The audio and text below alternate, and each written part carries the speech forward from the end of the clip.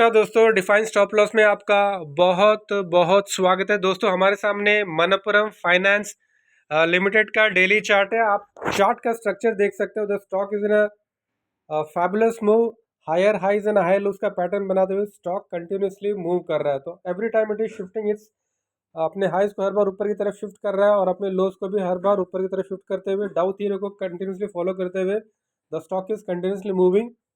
लेकिन अभी आप इसमें देखोगे तो जो स्टॉक है, द स्टॉक है स्टॉप मेकिंग हायर हाइज। जो यहाँ पे स्टॉक पहले हायर हाइज बना रहा था, वो अभी स्टॉक ने इक्वल हाइज बनाना शुरू किया। या तो आप कह सकते हैं कि इसने एक डबल टॉप बनाया है ना। तो यहाँ पे this is the one top and this is another top and the stock has failed to make a higher high. तो ये कहीं ना कहीं मतलब this is the first indication, मतलब ये कमजोरी का आप कह सकते हो कि ये कमजोरी का जो पहला संकेत है। जो स्टॉक पहले हायर हाइज बना रहा था, वो आज की तारीख में हायर हाई बनाने में सफल नहीं हो रहा है और एक इक्वल हाई बनाया, एक डबल टॉप बनाया है एक अच्छे रैलीने के बाद।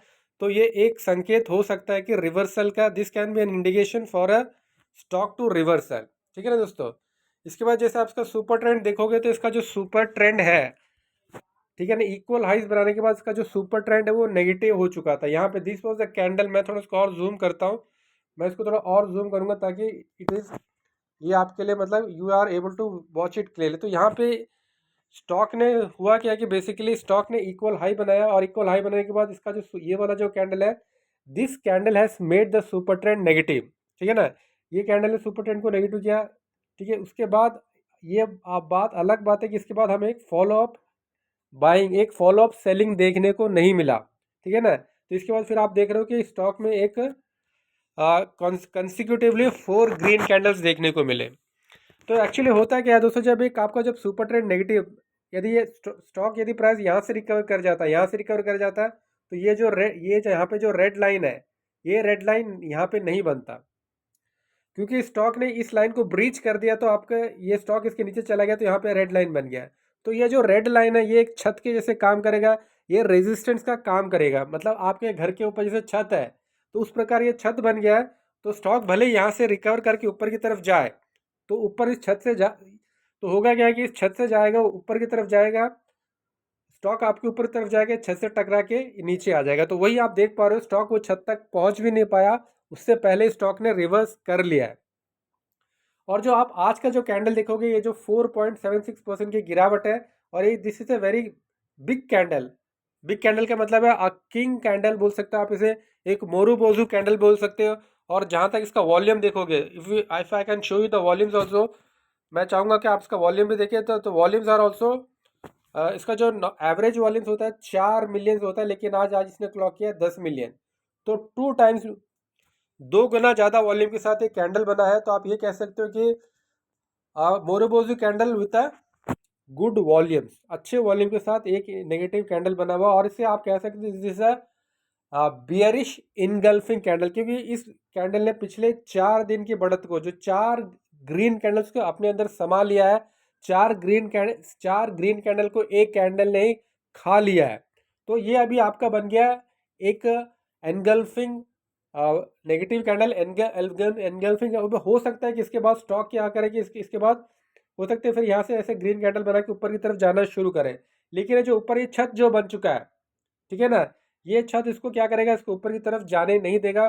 फिर यहाँ से टकरा के ये फिर नीचे आने का चांसेस इसमें आपको भरपूर बना रहेगा। तो अभी देखो दोस्तों, इसमें हो क्या रहा है कि यहाँ पे एक बार देखोगे, मैं इसको थोड़ा सा जूम इन करता हूँ और फिर मैं आपको दिखाने की कोशिश करता हूँ कि इसमें यहाँ पे भी आपका जो सुपर ट्रेंड था यहाँ पे नेगेटिव हो चुका था। ठीक है ना, यहाँ पे नेगेटिव होने के बाद फिर स्टॉक ने रिकवर किया, और रिकवर करने के बाद फिर ये इसको जो ब्रेक किया, ये जो ऊपर का जो रेजिस्टेंस था, ये जो ऊपर का जो छत था, उसको रेजिस्टेंस के उसके बाद ये स्टॉक आपका ऊपर गया। तो वी विल रिमेन, तो what is that, we will remain bearish in this candle जब तक इसको क्रॉस नहीं करता है। किसको ने क्रॉस नहीं करता है, 373.82। As long as this stock doesn't cross 373.82, till that period we will be a bear. यदि एक बार इसको क्रॉस कर देता है तो आपका जो सुपर ट्रेंड पॉजिटिव हो जाएगा, और देन इसमें एक नया फ्रेश मूव आ सकता है, ठीक है ना दोस्तों। अभी बेसिकली क्या है कि इसका जो आप रीसेंट लो देखोगे, जो रीसेंट स्विंग लो निकल के आ रहा है, this is the recent swing low. ये आपका रीसेंट स्विंग लो, यदि स्टॉक इसके नीचे आता है तो स्टॉक क्या करेगा, the stock will be creating a new lower low, ठीक है ना। The stock will be creating, this is the recent low.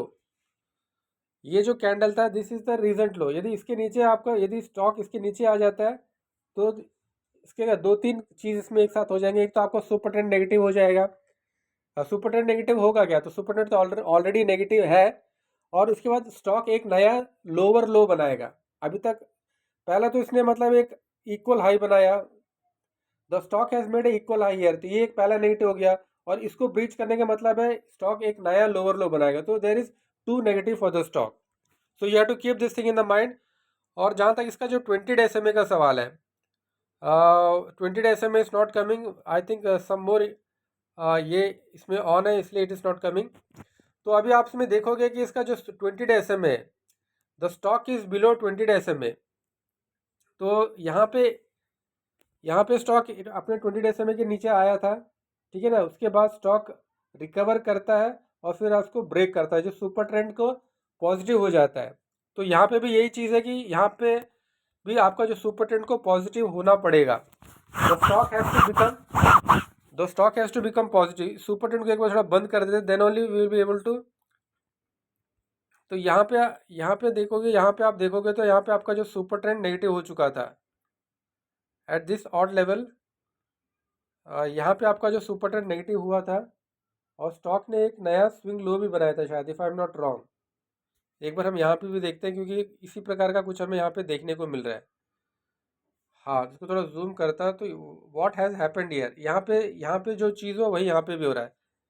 Stock यहाँ पे आपका सुपर ट्रेंड नेगेटिव हो गया और फिर ये जो स्विंग लो था, स्टॉक ने अपने स्विंग लो को भी ब्रेक कर दिया, स्विंग लो को भी ब्रेक किया, लेकिन उसके बाद आपका ये पॉजिटिव हो गया, आपका जो सुपर ट्रेंड पॉजिटिव है। तो अभी यहाँ पे भी ये हो सकता है कि स्टॉक सुपर ट्रेंड को ब्रेक कर दे, नीचे आ जाए और फिर जो स्विंग लो भी नया लो को भी ब्रीच कर दे, उसके बाद फिर ये आपको इसको ब्रीच करके ऊपर चला जाए। तो then the same condition what happened here will happen here.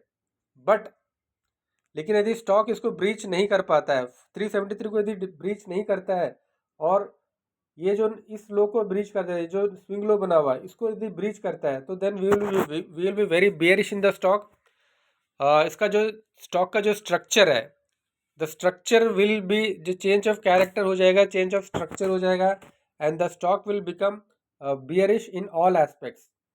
Because उसके बाद फिर क्या होगा, स्टॉक विल बिलो 20 डे, अपने 20 डे SMA के नीचे आ जाएगा, सुपर ट्रेंड नेगेटिव हो जाएगा, एक नया स्विंग लो क्रिएट हो जाएगा और एक हायर हाई बनाने में स्टॉक असफल हो जाएगा। तो this will be the all reason. तो ये मल्टीपल रीजंस हो जाएंगे, आपके लिए कि स्टॉक का नेगेटिव होने का, ठीक है ना। तो दिस आर द थिंग्स। और फिर हम इसको अभी इसके थोड़ी देर के लिए इसको भी बंद करते हैं, विल सुपर ट्रेंड भी बंद करेंगे और बॉलिंजर बैंड को भी बंद करेंगे and now will see how the EMAs are doing. तो यहाँ पे भी आप देख पा रहे हो इसका जो EMA they are all fine, इसमें कोई दिक्कत नहीं है। 50 डे, ये आपका 50 डे है, 50 डे EMA, ये 100 है, ये 200 है, ठीक है। इनके बीच का एंगल भी ठीक ठाक है, ऐसा कोई प्रॉब्लम नहीं है। डिग्री 45 डिग्री का भी एंगल है और इनके बीच में इक्वल डिस्टेंस भी है। बट इसमें दिक्कत ये है कि अभी ये स्टॉक और थोड़ा नीचे आ जाएगा तो अपने 50 डे नीचे को, ये जो लेवल है इसको ब्रीच करने का मतलब है एक नया स्विंग लो भी क्रिएट होगा और 50 डे EMA को भी ब्रीच हो जाएगा। तो मल्टीपल थिंग्स इसके यहाँ पे, इसको ब्रीच करने का मतलब ये लेवल कौन सा, एक बार मैं आपको बता देता हूँ दोस्तों। और ये लेवल को आपको बहुत ही सावधानी के साथ इस लेवल को आपको मॉनिटर करना है। आपका स्टॉक किसी भी हालत में इस लेवल के नीचे, किसी भी हालत में इसके नीचे नहीं आना चाहिए। ये आपका निकल के आ रहा है 336 का लेवल है, ठीक है ना। 336 के नीचे आपका यदि स्टॉक प्राइस आता है so there will be multiple things will be happening at a same time. Multiple things ये हो जाएगा कि स्टॉक एक नया स्विंग लो बनाएगा, ठीक है। 20 EMA के तो नीचे ऑलरेडी है, 50 EMA के भी नीचे आ जाएगा, ठीक है। और आपका सुपर ट्रेंड तो ऑलरेडी नेगेटिव है, स्टॉक ने एक higher high stock has failed to make higher high, ये सारे। So this are all the reasons coupled with one to another, जिसके कारण ये आपका स्टॉक वीक हो जाएगा। और जहाँ तक अभी हम देखते हैं, is there any fair value gap. तो यहाँ पे आप देख पा रहे हो दोस्तों, यहाँ पे एक फेयर वैल्यू गैप बना हुआ है, ये एक फेयर वैल्यू गैप है, this is another, this is another. तो ये हो सकता है कि स्टॉक इस फेयर वैल्यू गैप से सपोर्ट लेके ऊपर की तरफ जाए, ठीक है ना। जब ये सपोर्ट लेके ऊपर की तरफ जा रहा होगा तो इसके लिए दिक्कत का प्रॉब्लम, इसके लिए बाधा का जो काम करेगा डेट विल बी दिस, आपका जो ये जो लेवल है 373। हो सकता है कि ये इसने ये क्योंकि ये फेयर वैल्यू गैप को फिल कर दिया है, तो हो सकता है फेयर वैल्यू गैप से ऐसे सपोर्ट लेके फिर ये ऊपर जाए और फिर यहाँ पे इसकी जो मूवमेंट में प्रॉब्लम हो सकता है। इसको यदि ब्रीच करने में असफल रहा तो फिर ये नीचे आएगा और फिर ये हो सकता है कि ये वाला फेयर गैप वैल्यू को टेस्ट कर जाए, ये फिर इस फेयर वैल्यू गैप को ये टेस्ट करने के लिए आ सकता है। क्योंकि स्टॉक कभी भी मतलब या तो ऐसे कंटिन्यूसली ऊपर जाता नहीं है, ऊपर जाने के लिए एक बार नीचे आता है, फिर ऊपर जाता है, फिर नीचे आता है, फिर ऊपर जाता है, फिर ऊपर आता है। तो यदि स्टॉक यहाँ पे रेजिस्टेंस लेता है, यहाँ से इस फेयर वैल्यू गैप से ऊपर लेके यहाँ तक जाता है, तो फिर again it will come to इस फेयर वैल्यू गैप से सपोर्ट लेके ऊपर जाने की कोशिश ये स्टॉक करेगा। तो अभी हम थोड़ी देर के लिए इस फेयर वैल्यू गैप को भी बंद कर देते हैं और इसको भी बंद कर देते हैं। काफ़ी अभी हम now we will go to some oscillators. अभी सारे इंडिकेटर्स हमने बहुत सारे इंडिकेटर्स को देख लिया। Now we will switch on to the oscillators and we will see what the RSI has to say. तो इसका आरएसआई आप देखो तो RSI is at 46 odd levels, 46 का इसका आरएसआई है, जो कि हमें ये बता रहा है कि स्टॉक में अभी कमजोरी बरकरार है। बट हम इसका एक बार will confirm it whether the what the weekly RSI has to say and will again confirm with the what the monthly RSI has to say. इन तीनों आरएसआई को हम एक साथ, तो आपका जो वीकली आरएसआई 58 है, मतलब 60 के आसपास है, और जो मंथली आरएसआई है वो कहाँ पर है, वो 65 के आसपास है। तो कहने का मतलब ये है, कन्वर्ट इसको डेली चार्ट में कर लेते हैं और अब हम बताते हैं आरएसआई में क्या हमें what we have to draw from the RSI. तो आरएसआई में हो क्या रहा है, आपका जो डेली आरएसआई है वो 46 से कमज़ोर है, आपका वीकली आरएसआई 60 है और आपका मंथली आरएसआई 65 है। सो आपका मंथली और वीकली आरएसआई स्ट्रांग है, तो ये आपको कहीं ना कहीं सपोर्ट दे सकते हैं, हेल्प कर सकते हैं कि डेली आरएसआई को ऊपर की तरफ खींचने के लिए, जो हमें फादर ग्रैंडफादर सन स्ट्रैटेजी जो बताता है हमें। तो this are helpful, this 60 and 65 can ये उसको ऊपर की तरफ खींच सकता है दोस्तों। और तो दोस्तों अभी हम now we will sum up what we have to watch it for, what are the crucial level.